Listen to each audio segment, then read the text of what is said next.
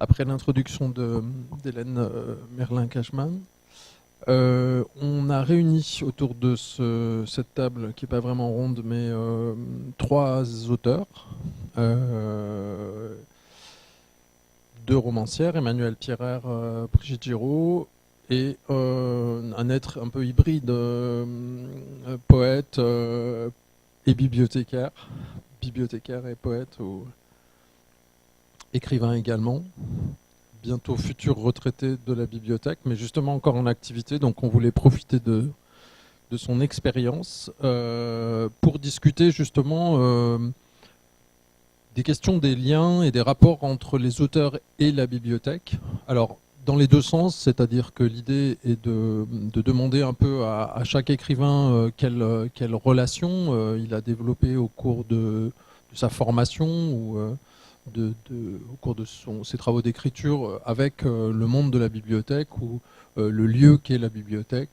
Et puis dans un deuxième temps, d'interroger un peu la place de la littérature, des auteurs, disons des auteurs et donc de la littérature contemporaine, la littérature qui s'écrit aujourd'hui dans les bibliothèques. Voilà, donc Emmanuelle Pierrer, Brigitte Giraud, Jean-Gabriel Coscruella sont là. Je vais leur passer la parole donc pour ouvrir un peu sur votre relation à la bibliothèque dans votre formation d'auteur ou simplement dans votre présent d'auteur et d'écrivain.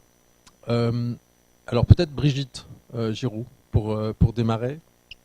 Et puis on entendra ensuite Emmanuelle Pierrer et puis Jean-Gabriel Cosculuela pour terminer. Donc Brigitte, votre relation à la bibliothèque, votre histoire avec le lieu qu'est la bibliothèque. Bonjour à tous. Donc quand vous m'avez convié pour cette table ronde, au départ je pensais ne pas avoir grand-chose à dire, rien de particulier à dire dans ma relation à la bibliothèque, aux bibliothèques. Et puis en réfléchissant, en préparant cette matinée, je me suis rendu compte de façon presque vertigineuse que je devais tout aux bibliothèques. Et cela m'a un peu ébranlée. Voilà, je me suis rendu compte que le premier contact avec la bibliothèque s'est fait quand j'avais peut-être 8, 9, 10 ans, je ne sais plus exactement, où j'habitais dans une cité, une banlieue lyonnaise, dans laquelle à l'époque il n'y avait pas encore de bibliothèque municipale, mais il y avait un centre social. Et simplement j'avais une fois accompagné ma mère au centre social où elle prenait des cours de couture. Voilà, je vivais dans une famille dans laquelle il n'y avait pas de livres et de rapports particuliers à la culture. Et en accompagnant ma mère dans ce centre social, il y avait une petite pièce à part avec quelques rayonnages sur lesquels il y avait quelques livres. Et donc j'ai sorti un livre de façon que j'imaginais arbitraire, mais qui n'était évidemment pas. Je me suis focalisée sur un titre et je pense que c'est la beauté aussi de ce qui se passe dans les bibliothèques, c'est-à-dire que moi j'aime bien l'idée du cheminement, l'idée du hasard, l'idée d'être sensible à un mot ou à une image.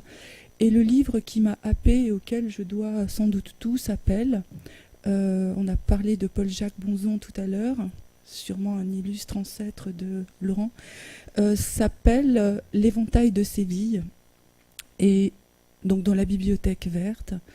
Et je crois que je me suis rendu compte avec ce livre, donc j'ai pris ce livre, j'ai pu l'emprunter, ce qui était magnifique, je l'ai amené chez moi, je l'ai lu d'abord d'une traite, puis je me souviens que je l'ai relu, puis relu, puis relu. Et ce livre m'a permis vraiment de me rendre compte qu'il y avait déjà un ailleurs, une ville qui s'appelait Séville, ce qui n'est pas rien quand on vit dans une banlieue, qui avait aussi un rapport au langage extrêmement fascinant, puisque je me souviens encore du nom de ce fleuve, qui est le Guadalquivir, qui est sans doute le premier fleuve dont j'ai appris le nom voilà, ce fleuve-là, bien avant le Danube ou la Tamise ou d'autres noms de fleuves. Et puis surtout, il y avait évidemment une histoire.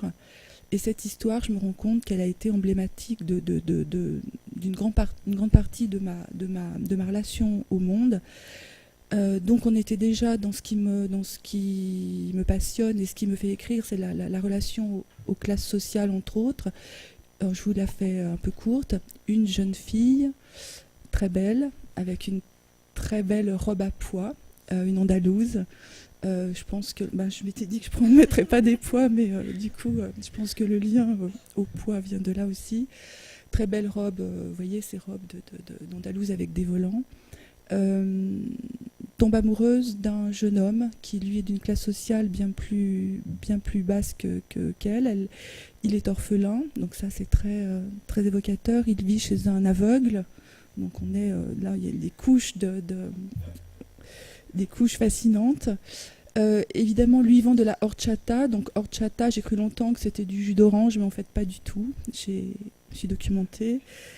C'est de la glace d'amande pilée. Elle vend des éventails, donc c'est quand même la relation sublime au monde. Voilà, ils ont une histoire d'amour qui évidemment est cachée parce qu'elle est d'une classe supérieure, etc. Et au moment où le jeune homme va vraiment déclarer son amour à cette jeune femme, j'en tremble encore en vous en parlant, il traverse la route, il s'élance vers elle avec un bouquet de fleurs, je crois que ce sont des œillets, et évidemment, il est maladroit, une voiture le percute et il meurt. Bon, c'est chargé, et en même temps, c'est une façon d'entrer dans l'existence qui... donc là, on parlait tout à l'heure des livres qui sont proches des enfants, qui sont éloignés, qui suscitent l'imaginaire, etc. Et là, j'étais absolument éloignée géographiquement. Il y avait un petit truc social, mais sinon, tout m'éloignait de ce livre-là. Bref. Donc ça a été mon première relation à la bibliothèque. Je me rends compte aujourd'hui, alors même pas la bibliothèque, mais le rayonnage dans le centre social. Donc je me rends compte aujourd'hui que ce livre m'a ouvert énormément de champs. Ensuite, je passe, fast forward, et puis je ne sais toujours pas, quand j'ai 18 ans, que je vais être attirée par la littérature. Je ne fais pas d'études de lettres, je fais des études de langue, d'anglais, d'allemand, etc. Au sortir de l'université, je travaille dans la soierie, on est à Lyon, je m'occupe de commerce, de traduction de documents commerciaux, enfin bref. Je pleure presque tous les jours parce que je ne me sens pas à ma place, mais je crois que c'est normal. Et puis, l'avantage dans l'industrie, c'est qu'on termine tôt. Enfin, on commence très tôt, mais on termine très tôt. Et à 16h30, j'erre un peu comme une âme en peine dans le premier arrondissement de Lyon, dans lequel il y a une magnifique bibliothèque qui s'appelle La Condition des Soies et qui m'ouvre ses portes à 16h30 quand je ne sais plus trop quoi faire de ma peau après le travail. Et là, c'est vraiment l'inverse de ce que je vis au quotidien dans cette soierie qui n'existe plus. C'est les soieries Bonnet. Un monde avec des fauteuils, avec une ambiance feutrée, avec encore des rayonnages, mais là plus longs, plus accueillants. Et là, c'est la même chose. Je regarde ces livres alignés et je suis attirée également par des titres. Et je me souviens qu'il y a un titre particulièrement qui fait que je vais prendre le livre. Et j'aime beaucoup cette idée de qu'est-ce qui fait qu'à un moment on tend le bras pour prendre un livre. C'est un livre de Eugène Zavitskaya, donc là on est dans une littérature qui est loin de Paul-Jacques Bonzon, qui s'appelle « Les morts sentent bon ». Donc bon, assez étonnant comme titre. Je prends ce livre-là, je le lis, etc. Et ensuite tout s'enchaîne à partir de ce texte-là qui en emmène un autre, qui fait référence à un autre. Et on va dire que le début de l'histoire peut avoir lieu, c'est-à-dire de mon histoire avec la littérature, et peut-être de mon désir de devenir écrivain. Avec tous ces titres, j'ai envie de partager. On a parlé de partager tout à l'heure, ou en tout cas d'en parler, de mettre des mots sur ces mots. C'est le moment où les radios deviennent libres, donc début des années 80. Il y a toujours dans le premier arrondissement de Lyon une radio qui s'appelait à l'époque, qui s'appelle toujours Radio Canu. Voilà. à laquelle je vais proposer une émission de littérature, musique et littérature, parce que c'est toujours les deux pôles qui me permettent de vivre en harmonie. Et les choses partent de cette façon. Voilà, donc le rapport à la bibliothèque, et puis je ne vais pas monopoliser la parole, mais je me suis rendu compte qu'il y avait des moments comme ça, extrêmement, des moments clés. Et là, tout à coup, je me suis dit, mais je n'ai pas fait d'études de lettres. Bon, tant pis, c'est trop tard, ça n'aura jamais lieu. Donc j'ai ensuite lu dans le désordre la littérature contemporaine, la littérature du XVIIe, du XVIIIe, la littérature russe, la littérature sud-américaine, qu'importe, mais ça a été finalement comme une alternative à une université possible. Et vous avez découvert tout ça ce week-end, donc du coup... Oui, j'ai découvert tout ça. J'ai fait un long week-end de marche, et commencé à la marche, c'est vrai, dans l'Aubrac. Je vous raconte ma vie. Et voilà, j'ai essayé de penser à ce que je pourrais dire d'un peu construit ce matin. Je me suis rendu compte qu'il y avait... Et il y a un troisième pôle, juste une demi-minute. À un moment, je suis partie m'exiler en Allemagne quand j'avais 16-17 ans ou 17-18 ans. Je n'arrivais pas à savoir exactement ce que j'allais faire de ma vie. Et là, j'étais dans une famille, en tant que jeune fille au père. C'était très compliqué, une famille assez fantasque, assez extraordinaire. Pas du tout l'image qu'on peut avoir des familles allemandes qu'on imagine ordonnées, et très structurées. C'était exactement l'inverse. Donc il y avait un livre dans la famille, un seul livre qui s'appelait Mein Kampf. Bref, et puis pour échapper à cette famille et échapper à leur folie et leur névrose, j'avais besoin de trouver un prétexte. Et le prétexte, il était simple, c'était d'aller à la bibliothèque municipale, c'était à Lübeck, en Allemagne, sur la Baltique, pour essayer de lire La montagne magique en allemand. Puisque je m'apprêtais à faire des études de langue, il fallait qu'il y ait un lien, évidemment, il fallait que j'en étais encore à imaginer qu'il fallait que tout cela soit utile. Voilà, donc c'est en croyant que cette littérature-là allait être utile que je me suis aventurée dans la lecture de Thomas Mann dans le texte. Voilà. Merci. Emmanuel, pour vous alors, je ne sais pas si vous avez réfléchi tout le week-end aussi à ça, et si ça a révélé comme ça aussi des pans entiers de... Non, moi je savais depuis toujours tout ce que je devais aux bibliothèques. Et chaque fois que je suis dans une ville et que je rentre dans une bibliothèque, dans une médiathèque, je trouve ça vraiment... Je trouve que c'est le lieu le plus paisible du monde pour moi, vraiment. Quand je vois les gens qui lisent le journal, enfin dès qu'ils sortent de chez eux pour venir lire le journal dans la bibliothèque, je trouve ça merveilleux. J'ai l'impression que c'est le lieu idéal de l'humanité. Ouais. Donc j'ai depuis longtemps ce rapport très fort. En plus, tout est classé, voilà, ça je trouve ça génial. Moi j'ai l'impression de vivre dans le chaos du matin au soir toute ma vie. Donc quand je vois que les choses sont classées dans les bibliothèques, je trouve que c'est un monde idéal. Donc ça je savais depuis longtemps. Et sinon mon rapport d'enfant à la bibliothèque a été important aussi. Enfin, moi j'étais une enfant qui s'ennuyait beaucoup, donc je faisais un peu le désespoir de mes parents avant de savoir lire, surtout. Vraiment, ils se disaient mais qu'est-ce qu'on va faire avec cette fille qui s'ennuie tout le temps. Et puis moi-même je me disais dis donc l'existence ça va pas être simple, hein. Et donc ma mère assez vite m'a donné, enfin il n'y a pas beaucoup de livres non plus chez moi, mais j'ai jamais vu tellement mes parents lire, mais par contre il y avait quand même quelques livres, enfin mes parents ne lisaient pas, mais il y avait quand même dans le salon quelques livres disposés ici ou là, dans la bibliothèque. Et elle m'a donné 2 livres, L'écume des jours de Boris Vian, que j'ai beaucoup lu, qui a été vraiment mon premier choc d'enfant, et puis Une vie de Maupassant. Ça c'était un peu plus pervers, c'était un plutôt genre de chèvre de Monsieur Seguin, de lire une vie très tôt comme ça.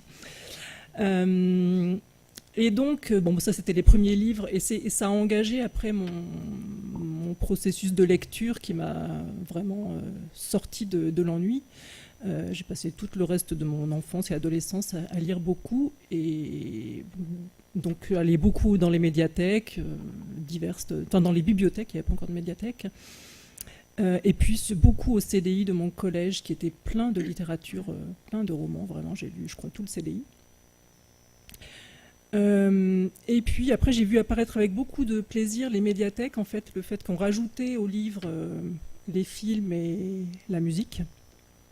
J'adore aussi voir à la perdue des gens qui viennent s'asseoir pour écouter de la musique pendant des heures. Je trouve ça vraiment très beau. Et ensuite, dans mon mon parcours d'écriture, il se trouve que j'écris en lisant.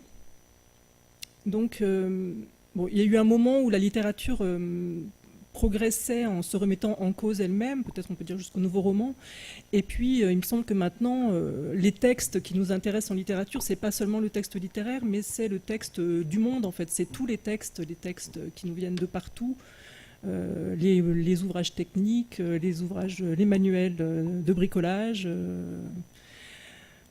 les livres d'histoire, enfin tous les textes possibles, et y compris en plus, bien sûr, tout ce qu'on peut lire sur Internet, etc. Donc moi, j'écris avec toutes ces choses-là dans la langue, en essayant de passer un petit peu à chaque fois à travers les langues que ces textes empruntent. Donc, il y a d'une part le fond qui m'intéresse, mais aussi la forme de tous ces livres et tous ces textes-là. Donc, ce qui fait que quand j'écris, en fait, je passe mon temps à aller dans des bibliothèques pour emprunter des livres un peu dans tous les secteurs. Voilà, donc ça fait aussi partie de mon parcours d'écriture de me promener dans les bibliothèques et de chercher des tas de choses. Et ce n'est possible que, cette manière d'écrire n'est possible que parce qu'il y a des bibliothèques, parce que jamais je pourrais acquérir le manuel sur la domestication du cheval, sur absolument tous les sujets possibles, comment faire un manga. Enfin, je ne pourrais même plus entrer dans ma maison si je devais avoir tous ces livres-là. Et voilà. Alors Jean-Gabriel, probablement, je ne sais pas, vous allez nous le dire, mais comment se sont pour vous à la fois agencés ces deux passions, ces deux métiers, voilà. Et, est-ce que vous êtes arrivé à l'un par l'autre? Est-ce que Au départ, il n'y a pas vraiment eu, quand j'étais enfant, il n'y avait pas vraiment de bibliothèque. Enfin, il y en avait une, mais je la ressentais plutôt comme une bibliothèque de distinction, qui n'était pas tout à fait pour moi. Et le premier vrai contact avec un livre, c'est un instituteur de CE2, qui est devenu le maire du village ensuite, et qui, lors d'une appendicite, après l'opération, je suis revenu à la maison.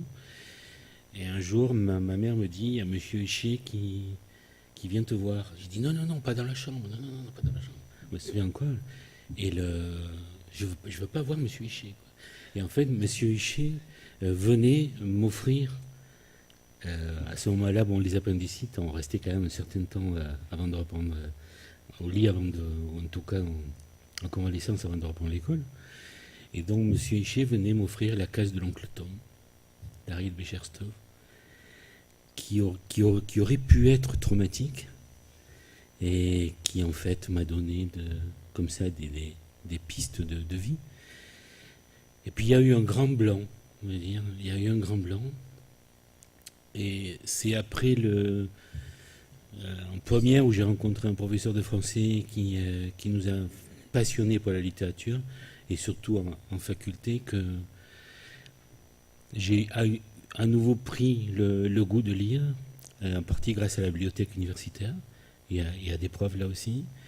Et là, à ce moment-là, je me souviens de deux lectures très très très fortes. Un livre, La cité fertile d'André Chédid, où on voit une femme à l'EFA qui traverse une ville et qui donne de l'espoir à tout le monde, alors que des personnes vivent des moments difficiles. Puis un deuxième livre, qui est L'épervier de Maheu, de Jean Carrière, et qui raconte des moments très durs dans les Cévennes. Puis ensuite, grâce aux bibliothèques, j'ai pu rencontrer petit à petit des écrivains, pour certains qui sont devenus des amis depuis, comme Charles Julier, comme Bernard Noël, et comme un philosophe un écrivain et philosophe qui habitait alors Montpellier, et qui s'appelle, enfin il s'appelle toujours, hein, même s'il est décédé, Roger Laporte, et chez qui j'allais régulièrement.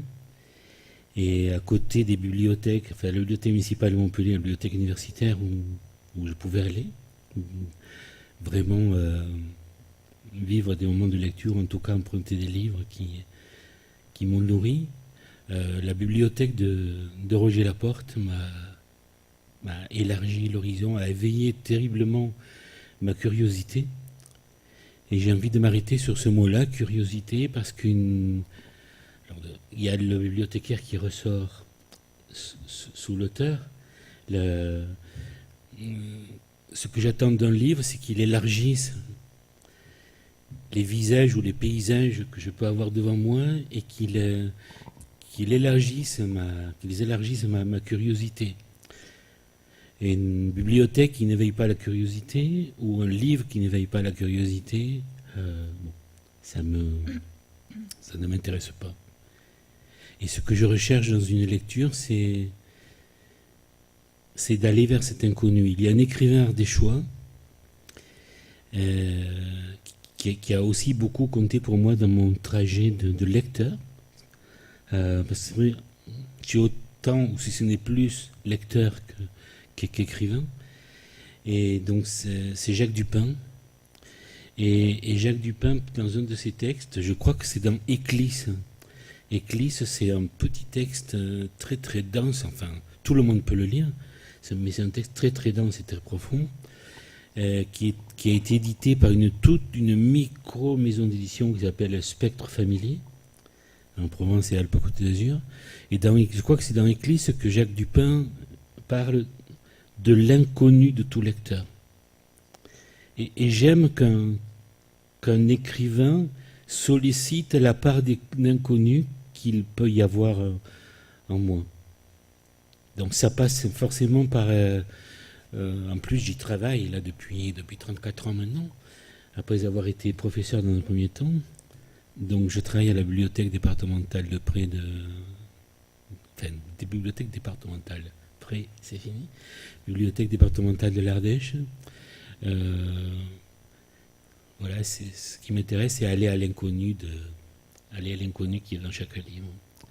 Et je recherche des livres, je m'aperçois qu'il y a un autre mot là qui est important pour moi, c'est de vivre des intensités. S'il y a des livres où je ne vis pas des intensités, d'une manière ou d'une autre, je vais le laisser tomber, ça ne m'intéresse pas du tout. Alors là, je ressors 2 secondes avant de me taire. De l'être hybride, je ressors le bibliothécaire. Je me porte en faux contre des moments qu'on appelle la rentrée littéraire, qui souvent peuvent correspondre pour moi à des sorties, parce que il y a vraiment des livres qui n'en sont pas, qui ne sont pas des livres, qui sont là pour faire marcher simplement une machine de diffusion-distribution, et qui correspondent plus à des stratégies éditoriales qu'à quelque chose de plus fort, de plus intense que moi j'attends. Voilà. Et j'aime rencontrer, alors en tant qu'auteur ou en tant que collègue, tout simplement, je me sers d'un mot que Sabine Vespieser, l'éditrice, a prononcé un jour. Elle est venue en Ardèche lorsque je l'ai invitée pour une journée professionnelle comme aujourd'hui. Sabine Vespieser, ce jour-là, parlait de circuits courts, d'enthousiasme et de chaînes de conviction. Et dans mon métier d'auteur, quand je vais dans une bibliothèque, j'aime bien rencontrer justement des bibliothécaires et des bibliothèques qui ont des circuits courts d'enthousiasme et des chaînes de conviction, et qui ne se laissent pas faire par tout ce monde. Une bibliothèque n'a pas à être le monde déformé de l'édition, de ce qui se passe en tout cas de négatif, de non-partage dans l'édition, et on en a à profusion au moment de la rentrée littéraire. Donc voilà. Je sais pas. Du coup, Brigitte, vous parliez de la formation Enfin, on a beaucoup finalement parlé quand on vous interroge sur votre lien à la bibliothèque, évidemment, on parle finalement de formation, de formation du lecteur. La bibliothèque, elle est, en tout cas pour vous, liée intrinsèquement à la découverte de la littérature. Et est-ce qu'elle a contribué en ce sens, enfin, Brigitte, vous le racontiez, mais est-ce que dans la formation du lecteur, il y a aussi déjà, quelque part, la formation de l'écrivain? Est-ce qu'on peut avoir une idée comme ça de comment ça s'agence, en fait, comment ça se construit? Je suis pas sûre qu'on puisse avoir une idée, mais en tout cas, être en prise directe, ce que j'appelle en prise directe avec la littérature. Pour moi, la littérature, c'est ce que j'appelle, dans mon petit jargon à moi, la troisième langue. J'essaye de parler de ça dans un petit roman qui s'appelle J'apprends, où la première langue, ce serait la langue verticale, celle de la transmission, qui est faite dans une famille par les parents, et quelque chose qui vient d'une origine. La deuxième langue serait la langue horizontale, qui est transmise à l'école et qui est le dénominateur commun qui fait que tout le monde va pouvoir se reconnaître à l'intérieur d'une nation, avec l'apprentissage des mêmes règles de grammaire, de mathématiques, d'histoire, géographie, etc. Et puis la troisième langue, pour moi, c'est la langue qui surgit. Pour la première fois, on l'entend à l'école, quand tout à coup vous avez votre institutrice qui est sur l'estrade et qui dit par exemple une parole, enfin qui va dire, je sais pas, il pleure dans mon cœur comme il pleut sur la ville, quelle est cette langueur qui pénètre mon cœur? Tout à coup on se dit, mais elle a pas pété les plombs, mais c'est bizarre. Mais moi j'ai eu l'intuition que c'était là que ça se passait, que tout à coup il se passait quelque chose qui n'existait ailleurs. Donc c'est peut-être la recherche de cette langue-là. Et ensuite j'ai eu l'impression j'ai compris qu'elle était dans les livres, et que cette vie-là m'intéressait autant et davantage qu'une vie que je pouvais avoir chez moi quand je vivais avec mes parents, ou même au-delà, et donc l'idée de ce que j'appelle la place, la recherche de la place dans laquelle vous allez vous sentir à peu près en équilibre dans ce monde. Voilà, l'intuition, c'était que cette place était de ce côté-là. Après, je ne sais pas comment ça s'articule, mais je pense qu'entre la lecture et l'écriture, évidemment, c'est un mouvement ce n'est pas le même mouvement, parce que la lecture, c'est rendre intérieur ce qui est extérieur, et l'écriture, c'est exactement le contraire. C'est rendre extérieur ce qui vient de l'intérieur. Donc c'est une oscillation, un mouvement mais c'est quand même un aller-retour qui participe d'une énergie qui va de l'intime à l'extérieur, et de l'extérieur à l'intime. Donc tout cela est évidemment lié. Je voulais juste revenir sur une toute petite chose autour des bibliothèques. Je pense qu'il ne faut pas, je contourne la question, hein. Je pense qu'il ne faut pas nier aussi que, c'est ce que disait Emmanuel, que la bibliothèque est quand même un lieu de vie dans lequel des personnes peuvent aller simplement pour avoir un objectif, à sortir de chez eux, être dans l'environnement d'autres personnes. C'est comme le café, en fait. C'est comme un café dans lequel il y aurait des livres. Pour moi, c'est un peu ça participe du même rapport au monde. Et il y a des personnes qui vont aussi à la bibliothèque. Moi, c'était mon cas quand j'avais 20 ans, que j'étais étudiante, parce que c'est un endroit qui est chauffé. Parce que moi, je sais que chez moi, ça peut... Non, mais c'est idiot de dire ça, mais c'est un endroit de chaleur au sens très large. Et c'est un endroit où on vous parle, où des textes vous parlent. Donc c'est quand même absolument indispensable quand on est un être humain. Ensuite, quand j'ai commencé à écrire, je n'arrivais pas à travailler chez moi, parce que c'est très compliqué de se faire une place à l'intérieur d'un appartement dans lequel peut vivre une autre personne, ou éventuellement d'autres personnes. Et c'est vrai que la bibliothèque était le lieu aussi où il était possible d'aller travailler, parce qu'on est dans l'environnement, tous les étudiants savent cela, on est dans un environnement où d'autres personnes sont dans un même type d'énergie, c'est-à-dire que chacun est dans un rapport à l'écriture et à la lecture. Et puis l'aspect évidemment documentation qui était indispensable pour l'écriture de certains livres. Alors je dois dire aujourd'hui, c'est vrai que c'est très particulier avec l'apparition de l'Internet qui est là depuis quand même très longtemps. Maintenant, je vais moins en bibliothèque pour me procurer les ouvrages dont j'aurais besoin pour me documenter. Et je trouve que c'est presque un vrai problème, parce que le type de documentation, du coup, n'est plus le même type de documentation. C'est-à-dire qu'on peut avoir tendance à aller vers quelque chose qui est plus rapide, plus efficace, plus immédiat. Et je me rends compte que par rapport à il y a, je ne sais pas, 15 ou 20 ans, les premiers livres, j'avais un rapport à la patience qui n'était pas le même. Je pouvais commander un livre en librairie, je pouvais attendre que le livre que j'ai envie de lire en bibliothèque rentre, on dit comme ça, soit disponible pour prendre le temps à mon tour de le lire comme documentation. Alors qu'aujourd'hui, quand j'écris, je me documente en même temps. C'est-à-dire écriture et tout à coup, hop, je bloque sur quelque chose, donc je vais avoir tendance à aller chercher immédiatement.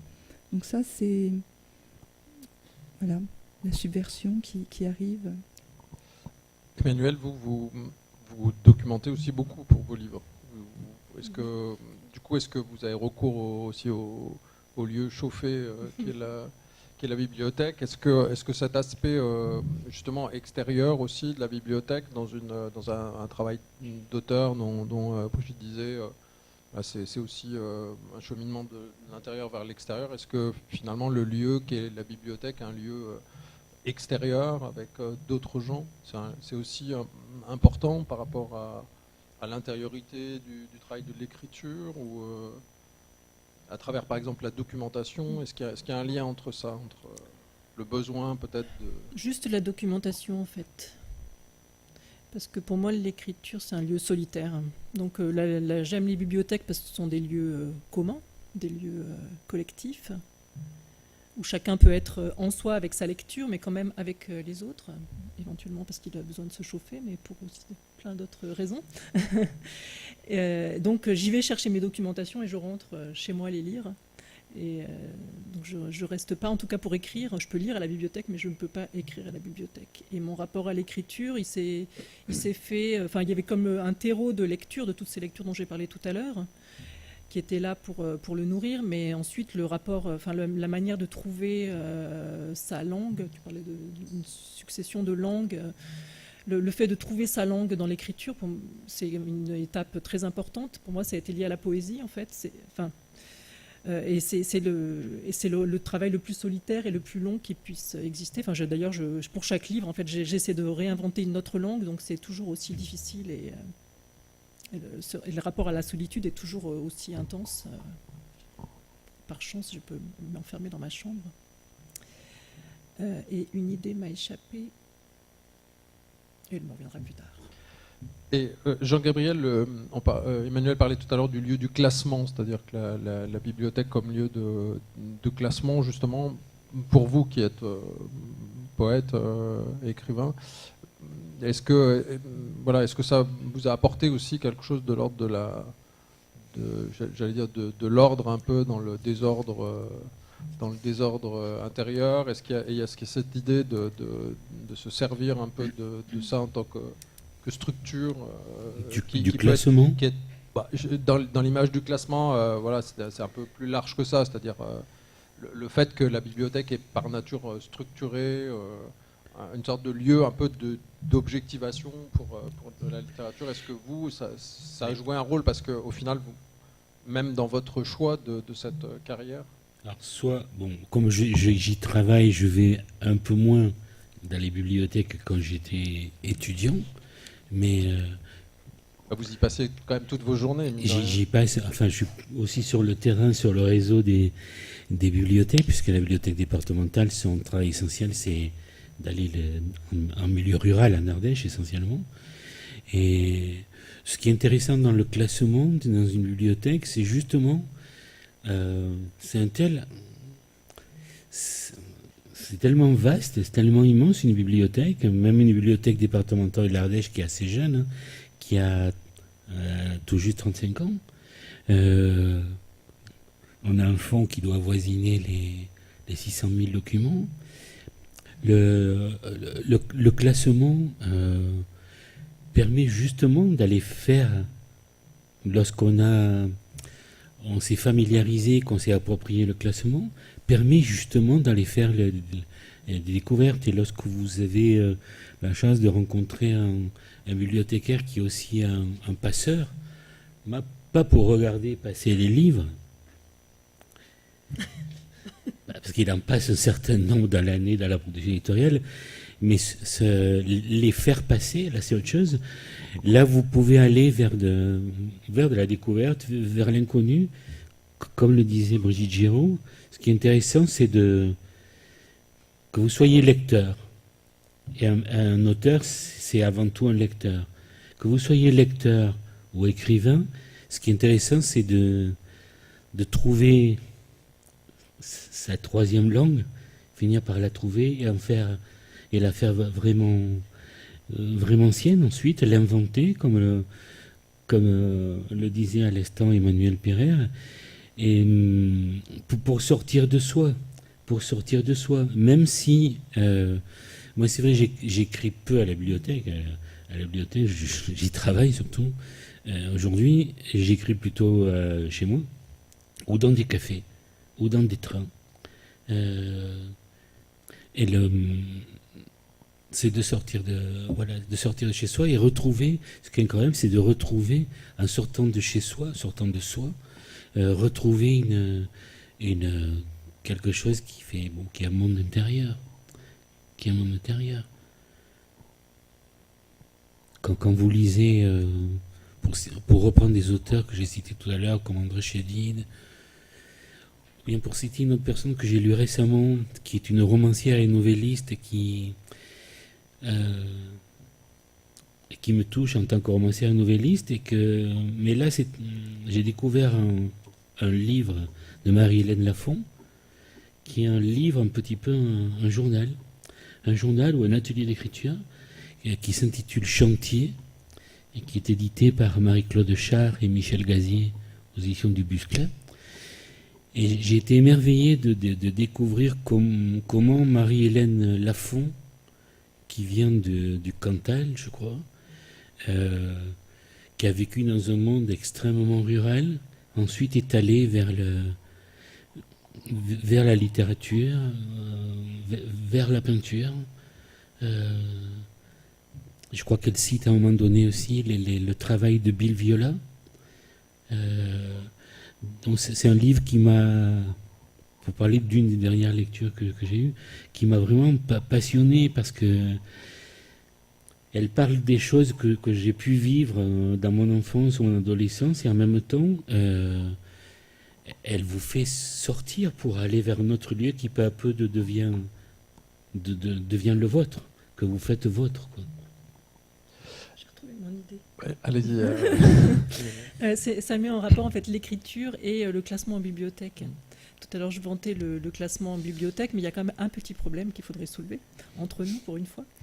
C'est le classement roman, poésie et littérature. Vous voyez, 800, je ne sais plus combien, 840. 800.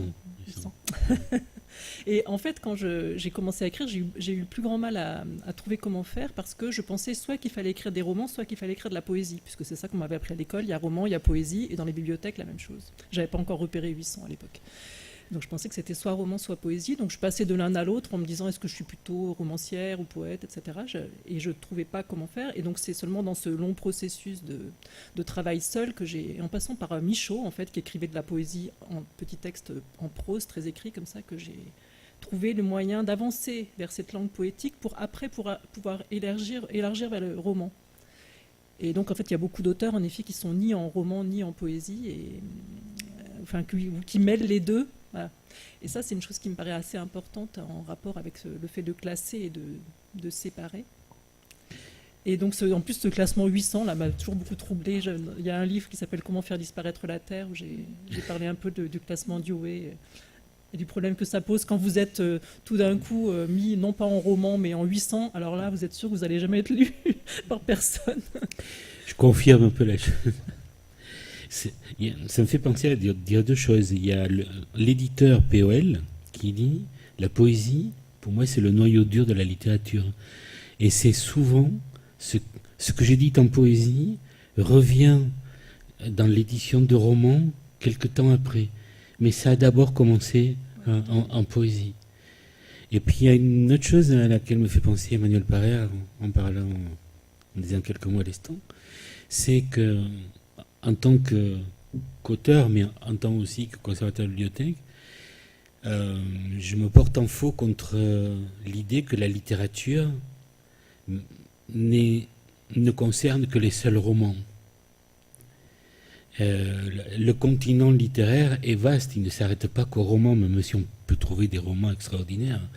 Et c'est là justement où sont tous les 800. Les journaux intimes, les correspondances sont des livres extraordinaires aussi. Mais du coup, à découvrir quand vous lisez, quand on lit la correspondance de Tsetsaïeva, Rilke et Pasternak, c'est extraordinaire. Là, tout le monde peut lire ce livre de correspondance. Mais c'est vrai que les 800 peuvent être ressentis. Quand il m'arrive de faire des tournées de bibliobus, et j'aime beaucoup faire des tournées de bibliobus encore. Et vous sortez les 800 quand vous allez non, quand je dis il faut prendre un petit peu de tout partout, et pour tout type de lecteur. C'est poser des mots simples sur le mot, la vocation d'encyclopédisme des bibliothèques.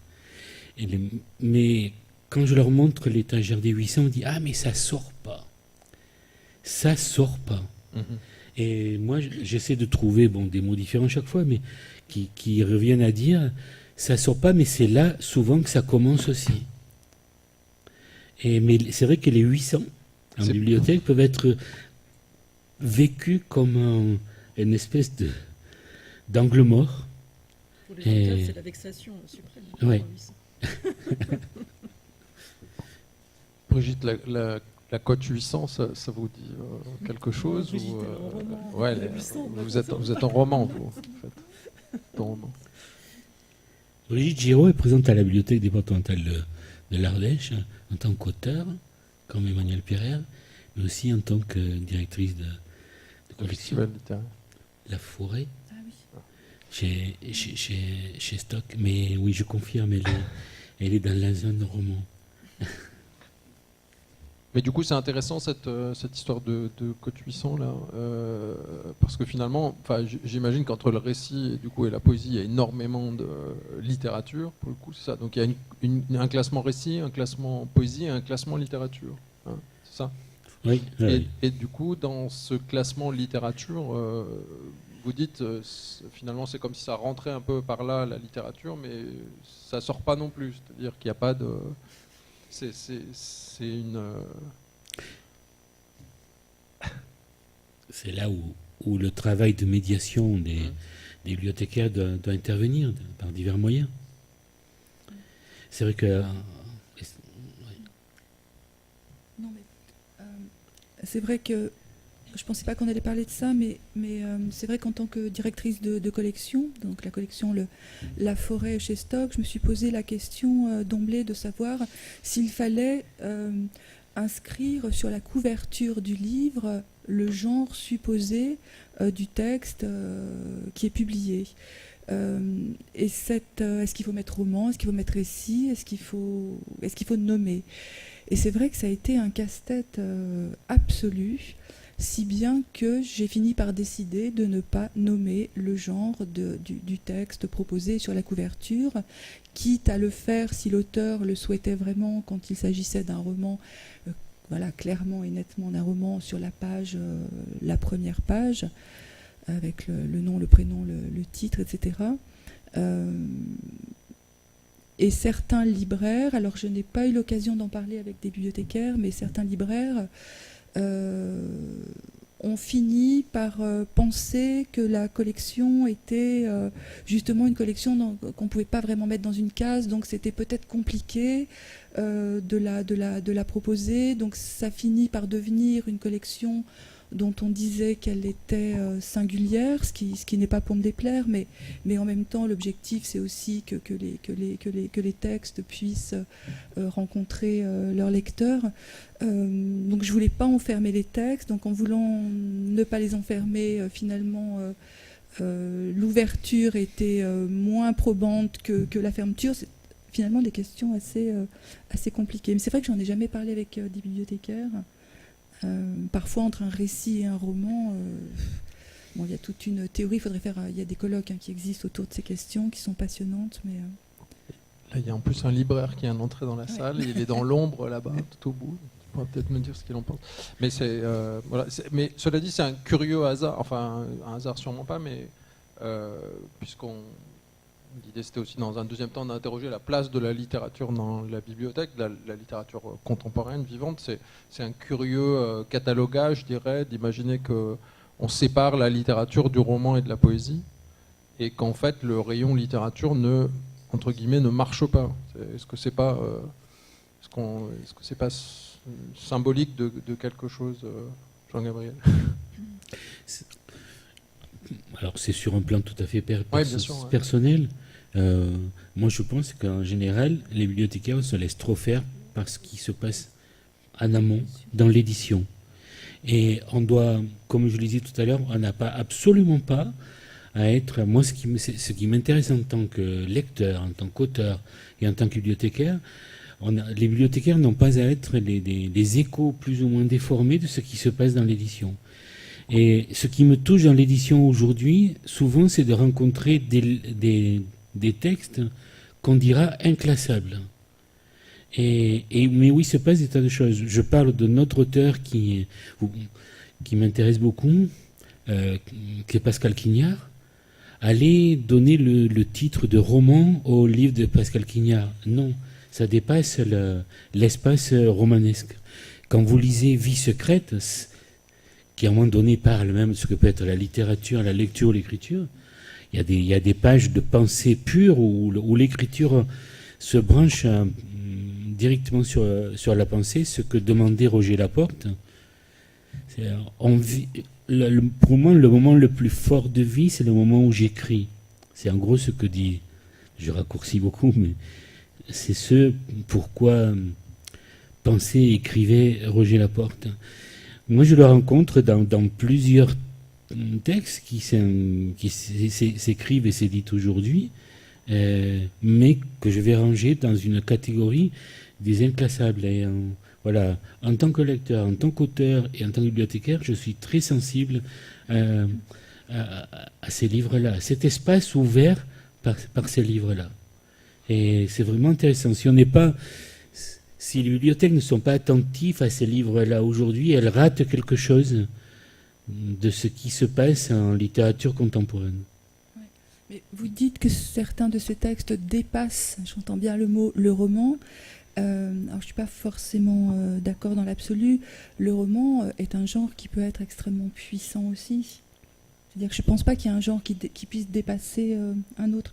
Il y a des romans qui sont des romans-mondes dans lesquels il y a aussi...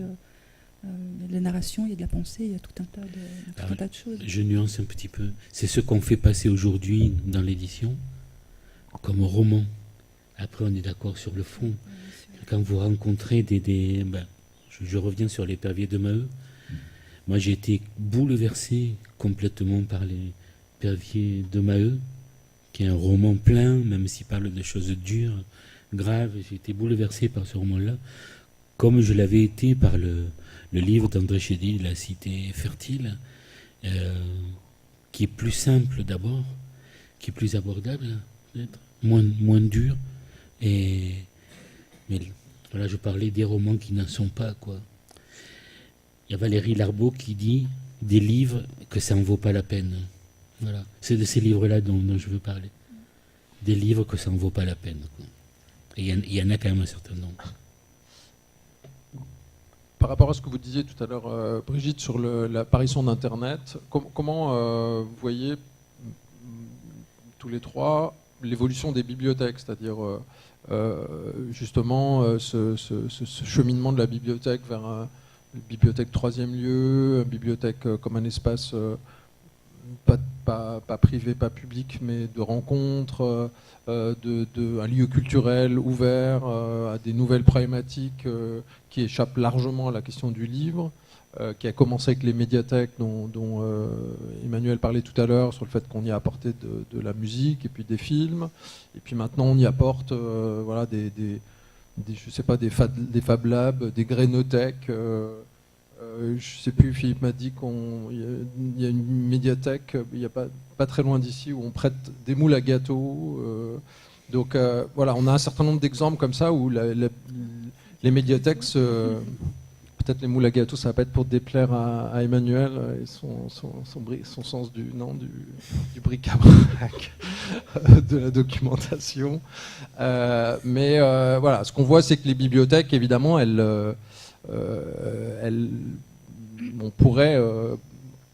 on pourrait penser qu'à travers leur évolution, elles s'éloignent de la littérature. Donc ce qu'on entend à travers vous, c'est que les auteurs aiment les bibliothèques, elles leur sont aussi redevables de quelque chose à travers leur formation, peut-être pas toujours, mais en tout cas, non, on ne l'a pas fait exprès dans les 3 cas qui sont là. Et du coup, est-ce qu'à travers cette évolution, les médiathèques rendent aux auteurs cet amour-là, ou bien est-ce que justement en ce moment, on n'est pas un peu vers une évolution qui est moins tendre à l'égard de la littérature et des écrivains? On interroge les bibliothèques. On va le faire tout de suite, mais je voudrais d'abord avoir votre point de vue d'auteur et de semi-auteur, semi-bibliothécaire. Non, moi c'est juste une idée toute simple. C'est que j'avais l'impression, en réfléchissant à ça, qu'il y a vraiment comme une sorte de dialectique entre une sorte de noyau et de alentour.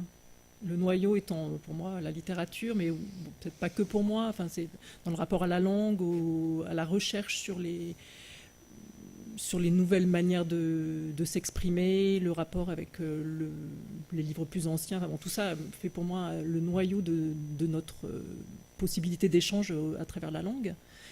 Et puis il y a tout le tour et c'est pas un problème pour moi que ce tour soit le plus large possible. Donc ça peut être à englober tout le reste, tous les livres, les autres arts. On peut laver son linge à la médiathèque, je trouve ça très bien. Ça peut être, oui, des laveries, ouais. On peut boire des cafés, etc. Mais ce qui me paraît difficile à tenir, c'est le rapport justement entre le très large et le très pointu. Et c'est ça qui me semble le plus passionnant en fait dans l'histoire. Mais j'imagine que vous avez tous réfléchi à ça, que vous avez des idées bien meilleures que les miennes. Mais c'est vraiment ne rien lâcher sur la chose la plus pointue en fait et la plus exigeante, et en même temps l'élargir le plus possible, puisque c'est quand même ça, c'est quand même un lieu public, quoi. C'est quand même c'est ça qui est extraordinaire. Et pour nous, en fait, c'est presque le seul lieu public, c'est le seul lieu public gratuit où la plus grande partie de la population a accès aux livres. En fait, il n'y a pas d'autres endroits, quoi. Donc c'est quand même, il y a quand même là-dedans une sorte d'élasticité incroyable, quoi. Donc si quelqu'un vient laver son linge et qui peut lire, en attendant que ça sèche, le livre de Brigitte, et ben c'est génial. Ouais. Après, là, on met le doigt sur quelque chose de politique, évidemment, qui est tout à fait contemporain et qui est très effrayant. C'est-à-dire qu'il y a d'un côté le lien social, et puis de l'autre côté la culture et la transmission et l'accès à la culture. Et c'est quand même 2 choses qui peuvent être compatibles, mais qui sont malgré tout différentes. Et je pense qu'il y a un discours de certains politiques en ce moment, en ce moment, pas forcément en ce moment, mais de façon récente, qui peuvent aller dans un sens... qui est quand même très, très compliqué, parce que l'idée, c'est aussi la démagogie.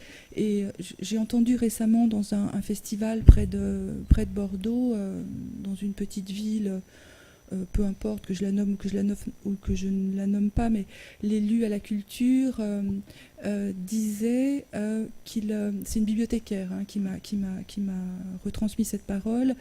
Il leur a demandé de désherber de façon vraiment à outrance, virer tous les livres, une grande partie des livres des rayonnages, et de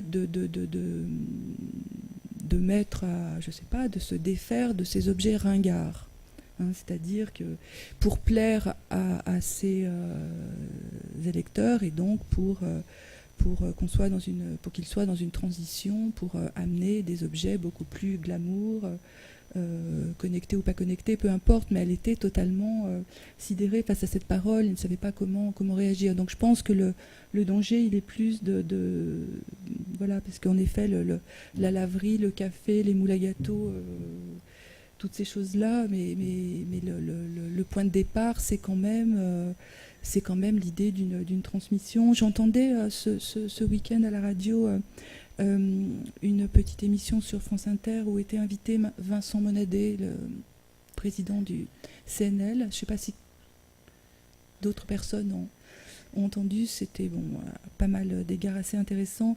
Et il disait qu'il faudrait peut-être donner à chaque enfant une carte de bibliothèque, tout simplement. Chaque enfant ou adolescent pourrait avoir une carte de bibliothèque et qu'on lui montre ce qui peut s'y passer. Jean-Gabriel, avant de donner la parole à la salle sur cette question de l'évolution de votre métier aussi et du rapport à la littérature et aux écrivains vivants.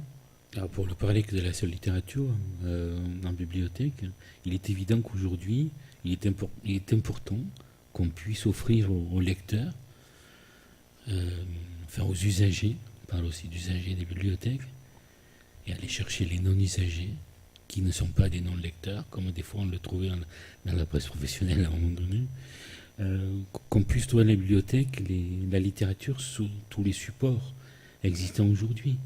On ne peut pas, en tant que bibliothécaire, on ne peut pas en rester qu'au seul livre, au seul livre imprimé. Il doit y avoir les autres supports jusqu'au numérique, jusqu'à Internet. Il n'est pas interdit à un bibliothécaire d'aller sur des sites ou des blogs d'écrivains. Il y en a 2 qui me viennent, mais il y en a d'autres. Pierre Ménard ou François Bon, parce que là se passent aussi des choses intéressantes pour la littérature. Et les revues, souvent on oublie les revues. Les revues aujourd'hui, alors pour une bibliothèque municipale c'est plus facile que pour une bibliothèque départementale. Dans les revues aujourd'hui, c'est dit beaucoup de choses intéressantes de la littérature contemporaine. Et en tant qu'auteur, moi j'ai commencé avant d'envoyer des textes à des éditeurs, j'ai envoyé des textes à des revues. On m'a opposé des refus, on a accepté des textes. Mais bon, est-ce que dans une bibliothèque comme une bibliothèque départementale, justement, est-ce que cette question de la prédominance du livre et en sous-texte de la littérature n'est pas mise en question justement par la demande, la demande en termes de, non pas parce que c'est pas de livres numériques, mais d'autres prêts, d'autres objets, d'autres univers. Le numérique peut pas être, incompatible avec le livre imprimé. Il y a simplement une vigilance. Alors, je vais dire, est-ce que la BDP de l'Ardèche prête des moules à gâteaux, par exemple? C'est ça que je veux dire, parce que le livre numérique, on est d'accord, mais est-ce qu'il y a je sais pas, est-ce que des moules à gâteaux ou offrir des laveries? Non, pas encore. Non. Mais alors on a le réseau de 224 bibliothèques, mais on a aussi le réseau des maisons pour les personnes âgées. Il y en a 75 aujourd'hui, qu'a lancé mon ancienne directrice Nelly 22. C'est le réseau Culture Bleue. Dans le réseau Culture Bleue, vous avez des ateliers d'odeur, des ateliers de musique, il n'y a pas que le livre. Et c'est avec les personnes âgées d'ailleurs qu'on a tenté une expérience de liseuse. On a choisi le réseau des personnes âgées parce que il y avait un coût derrière. S'il avait fallu acheter une liseuse pour les 224 bibliothèques, le fait qu'on ait choisi les personnes âgées, il y avait cette question d'économie aussi, c'était plus restreint. Mais il y a dans plusieurs maisons de personnes âgées, la liseuse a bien pris, quoi. La liseuse a bien pris. Non, on doit jouer de la coexistence des divers supports, mais en tenant compte aussi, en ayant en tête une vigilance quand même sur ce qu'on fait, la transmission, transmettre des œuvres littéraires, pour ne parler que de la littérature. Donc la forme aujourd'hui, j'allais dire que la forme aujourd'hui importe peu. L'essentiel, c'est de transmettre. Est-ce que vous avez des questions? On se laisse 10 minutes, un quart d'heure pour des questions avant la lecture d'Emmanuel Pierrer. Oui, bonjour. Moi, je voulais revenir plutôt sur le lieu bibliothèque comme donnant à lire, donc donner au public des livres. Et donc, je voulais savoir d'abord comment vous avez réagi, vous, et comment vous êtes entré en bibliothèque, du moins vos livres sont entrés en bibliothèque. Et aussi tout le rapport avec la bibliothèque comme institutionnalisation, avec le nombre d'auto-éditions aujourd'hui et le nombre d'auteurs auto-édités qui tentent d'entrer en bibliothèque pour être donnés au public, en fait.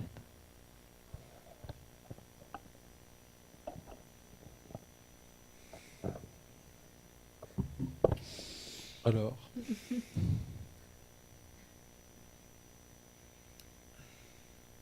est-ce que vous pouvez préciser votre question?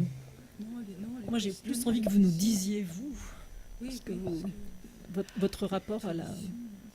En fait, c'est surtout que c'est une question qui est assez délicate, je trouve, parce que moi j'ai une petite expérience, mais c'est vrai que le nombre de personnes qui souhaitent être présentes dans les rayons des bibliothèques est une question qui reste ouverte et qui est délicate en fait pour les bibliothécaires aujourd'hui. Donc c'est vrai que là, est-ce que l'auteur qui se trouve sur un rayonnage de bibliothèque se trouve d'autant plus légitimé?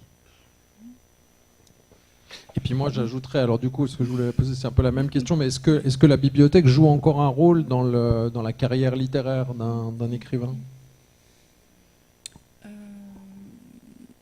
Alors, moi par rapport à l'auto-édition, je suis très hyper radicale en fait. Pour moi, un livre qui n'est pas édité chez un éditeur, il n'y a pas de livre, il n'y a pas d'œuvre, il n'y a pas de... je le dis, pas tant en tant qu'écrivain, quoique, mais en tant qu'éditrice.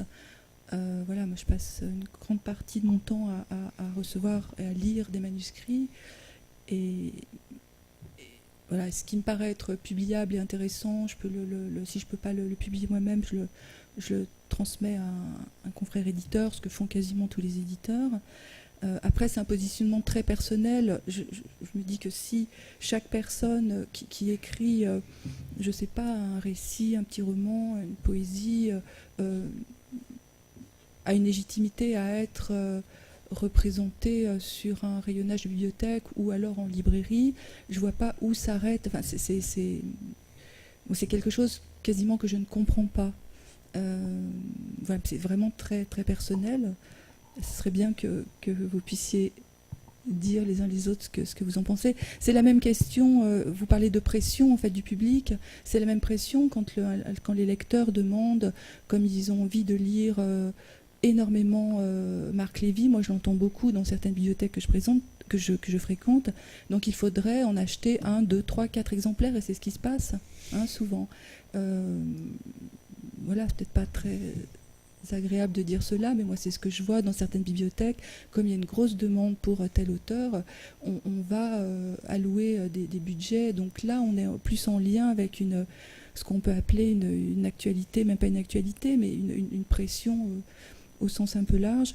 Après, sur la question pour l'écrivain qui est invité en bibliothèque, ce que je trouve très intéressant par rapport au moment de l'actualité littéraire où l'écrivain a un livre qui paraît, où il a plutôt tendance à aller, puisqu'à ce moment-là il est invité en librairie, et c'est vrai qu'entre l'éditeur et le libraire il y a un lien naturel commercial qui est là, et c'est assez logique quand un libraire invite un écrivain si l'écrivain le souhaite, d'aller rencontrer son public au moment où la nouveauté paraît. Ce qui est très intéressant en bibliothèque, c'est que justement on est affranchi, on est hors de cette pression médiatique et qu'il y a une plus grande, comment dire, disponibilité dans tous les sens du terme. C'est-à-dire que le bibliothécaire qui est comme le libraire, un véritable lecteur, n'est pas obligé de focaliser sur le dernier livre paru. Et les rencontres en bibliothèque sont souvent très intéressantes parce qu'il peut y avoir un parallèle avec des livres précédents, il peut y avoir un parallèle avec d'autres auteurs. Moi, je trouve que c'est souvent très très riche comme rencontre. Mais c'est pas le temps de ce qu'on appelle la promotion, qui peut être un temps qui est très... ça peut être très flippant pour un écrivain, ce temps-là. Moi, je suis assez d'accord avec ce que vient de dire Brigitte Giraud. Je rajouterais que par rapport à l'auto-édition, ma position est vraiment très très proche. Je complète en disant que moi j'ai essuyé des refus de la part d'éditeurs, dont le refus, si vous arrêtez au refus, évidemment, c'est assez bloquant. Si vous réfléchissez et qu'ensuite vous êtes édité par un autre éditeur, vous avez été lu. Vous avez été lu. Il y a eu le tamis déjà d'une lecture, d'une autre lecture, d'une personne qui vous est pas systématiquement proche. Et c'est ce qui me paraît intéressant. Et pour parler d'auto-édition en bibliothèque, c'est le même système. On a très peu de livres, je ne sais pas, une quantité infinitésimale de livres auto-édités à la bibliothèque départementale. Un bibliothécaire, c'est quand même aussi quelqu'un qui lit. Enfin, normalement. J'espère que, comme le sous-tendait André Chiffrine dit il y a de l'édition sans éditeur. J'espère qu'il n'y aura jamais des bibliothèques sans bibliothécaire, c'est-à-dire sans lecteur. Et le tamis de la lecture, c'est pas que c'est légitimement, mais c'est que ça. Bon, il y a quelque chose qui ressort de l'intense. Moi, j'ai employé le mot d'intensité tout à l'heure, qui peut toucher un lecteur. C'est ça qui m'intéresse. C'est ça qui m'intéresse. En plus, en écoutant Brigitte Giraud, je repensais à une phrase de ce romancier qui était aussi éditeur, qui s'appelle Alain Nadeau. Et Alain Nadeau, je crois que c'est chez Champvallon, a édité un livre où il parle de la circulation générale des marchandises. Moi, ça ne m'intéresse pas en tant qu'auteur, évidemment, mais en tant que bibliothécaire non plus. Je ne suis pas dans la circulation générale des marchandises. Je reviens à l'expression de Sabine Vespiezer, je suis dans des circuits courts d'enthousiasme qui peuvent de temps en temps rejoindre un livre édité chez un éditeur important. Pour citer des noms, Le Seuil, Gallimard, Stock, Fayard. Bon. Et je peux aussi, et je dois en tout cas m'informer, en tant que bibliothécaire, d'aller vers d'autres maisons d'édition. Et c'est ce qui m'intéresse, quoi. Je suis assez radical sur l'idée de ne pas avoir de livres auto-édités dans les bibliothèques. Bonjour, moi je suis enseignant documentaliste en collège et je voulais apporter une expérience et à la fois réagir à ce qu'on a entendu ce matin. La première oratrice, Madame Merlin-Cashman, a parlé ce matin, a évoqué le fait que l'auteur, avant d'être auteur, avait été lecteur. Et je voudrais dire que je suis enseignant documentaliste dans un petit collège et que la petite structure nous permet de faire venir des auteurs plus facilement, peut-être, de les faire rencontrer tous les élèves du collège. On a fait ça plusieurs fois et je peux vous dire que la relation entre l'auteur et les élèves est vraiment passionnante, mais à la fois très différente d'un auteur à l'autre. L'auteur, il arrive avec, on va dire avec ses bagages, mais au sens propre comme au sens figuré. On est à Lyon, ça nous est arrivé de faire venir Jean-Yves Loud, qui vit dans le Beaujolais, peut-être certains connaissent, qui est ethnologue écrivain. Et lui, il arrive, alors pour le coup, avec ses valises. Il sort les objets de sa valise, de sa malle, et les élèves sont subjugués. Voilà. Donc il y a une relation à l'apport qui passe par les objets que peuvent amener les auteurs, ou par les images. on a fait venir aussi Hubert Benkemoun, qui lui amène 20 bouquins et qui les sort l'un après l'autre et il parle de ses livres, etc. Et puis je voulais aussi parler de la préparation de la venue de l'auteur avec les enseignantes de français. Cette préparation est capitale dans la mesure où les élèves vont lire un, voire plusieurs livres de l'auteur rencontré, mais aussi appréhender l'univers de l'écrivain, peut-être le style de l'écriture, pourquoi pas, et préparer la rencontre de manière dynamique. Et je ne sais pas si vous avez eu l'occasion de vivre ces expériences-là, mais je trouve, moi, que c'est capital de permettre aux élèves de rencontrer un auteur en ayant à l'avance pu le rencontrer, on va dire, par l'écrit, et même par l'imaginaire. Voilà. On vit des moments formidables. Et alors, quand après, les élèves viennent au CDI pour demander à lire d'autres livres du même auteur, on se dit qu'on a fait un pas intéressant quand même. Voilà. Merci. Est-ce qu'il y a une autre réaction ou question ?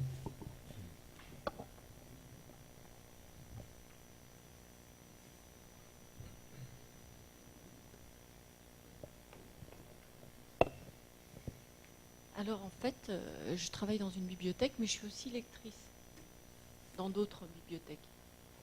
Donc je m'aperçois que dans celle où je travaille, il ne se passe pas grand-chose, on ne voit pas les auteurs. Alors, on ne les voit pas, ils ne sont pas là. Les auteurs. Ah, les auteurs. On les voit Voilà. pas, s'ils sont pas là ou ils sont... Voilà, non, ils viennent, alors de temps en temps, il y en a qui viennent dans le cadre d'une grosse animation, mais ils ne sont pas présents, ceux de la région. Et je trouve ça dommage parce que la bibliothèque, elle doit diffuser, elle doit rendre visible, elle doit faire rencontrer les auteurs avec les publics. Et je ne sais pas, je pense qu'il y a un manque à ce moment-là de collaboration ou de partenariat pour proposer aux bibliothèques qui manquent des idées ou qui manquent, je ne sais pas, qui n'ont pas d'idées ou qui n'ont pas de projet vraiment assez défini, d'aller les solliciter. Je pense qu'il y a quelque chose à faire. Voilà.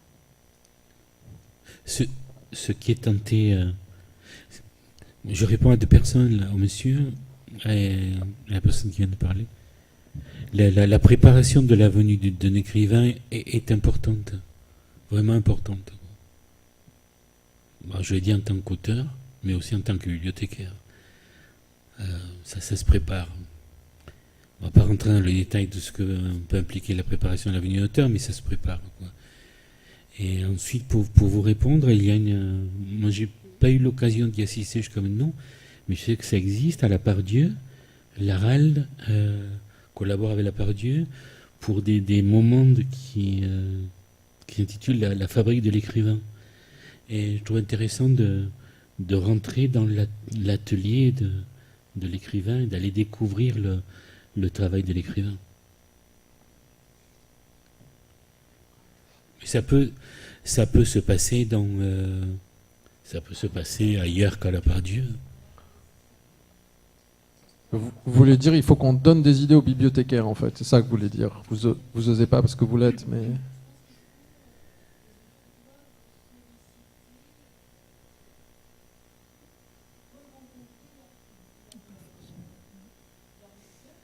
Mais c'est peut-être pas aux auteurs de solliciter, cela dit, mais Un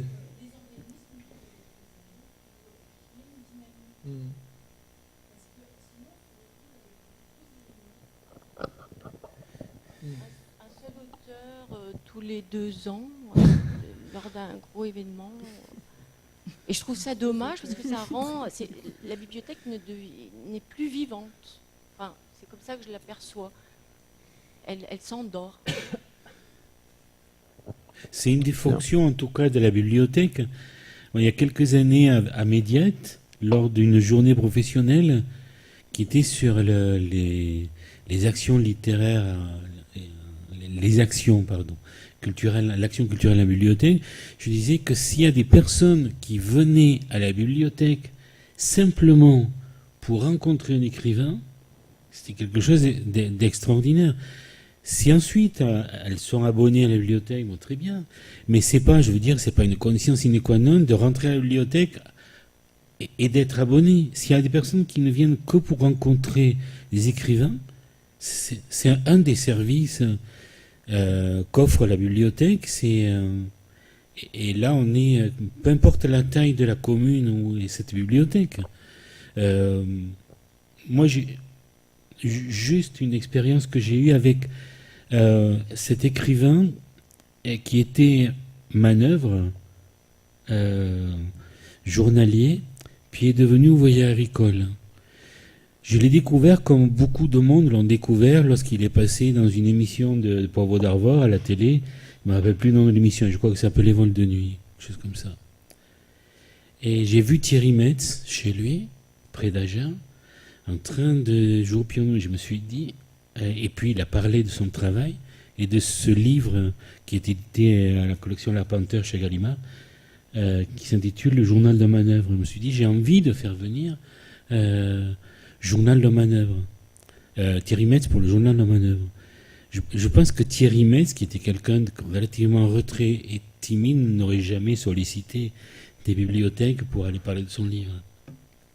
Ça a été à moi de faire la démarche et de l'inviter. Je l'ai invité dans 3 lieux, à la bibliothèque d'entreprise de Renault Véhicules Industriels à Annonay, dans un lycée professionnel à Tournon-sur-Rhône et dans un tout petit village de 300 habitants au-dessus de Tournon-sur-Rhône qui est Table.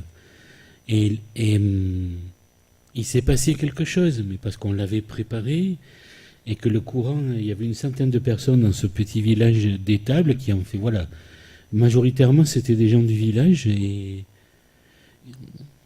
tous n'étaient pas abonnés à la bibliothèque. Et pour moi, c'était important que viennent ces personnes écouter Thierry Metz raconter, enfin, parler de son livre, qui est un livre vraiment très très beau, quoi.